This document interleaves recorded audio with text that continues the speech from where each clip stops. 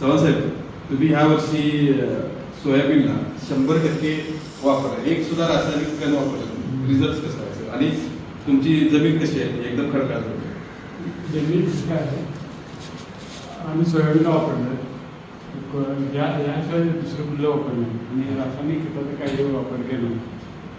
एकरी 17 पोती सोयाबीन आणि वाळवायचं आहे, शिवायसाठी पोती 17 पोती आहे. रासायनिक खत सुद्धा नाही वापरतात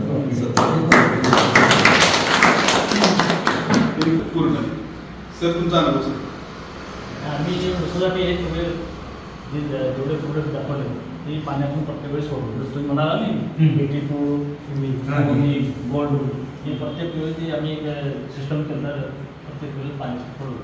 तेव्हा ऊसाचे त्याला फोटो दाखवले होते, ते काढायला गव्हाचं वेगलेलं होतं, ते काढणार होतं पण तेच आणि सोडून आता ऊन भेटत ते 17-18 दिनावरती म्हणजे पाण्यात सोडतो.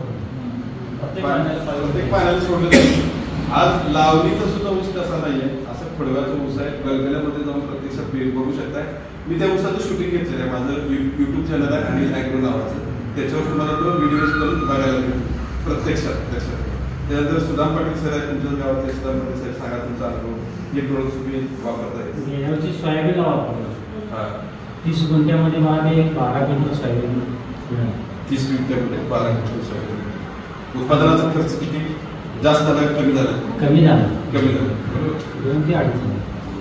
आता आमचे आंबेडकर साहेब आहेत, भाताला पण वापरतो. भाताला पण वापरतो. भाताचा फोटो काल तुम्ही मला पाठवला.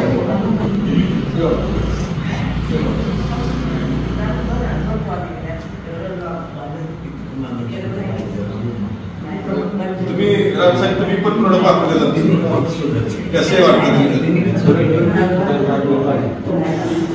जे बघा भारताचं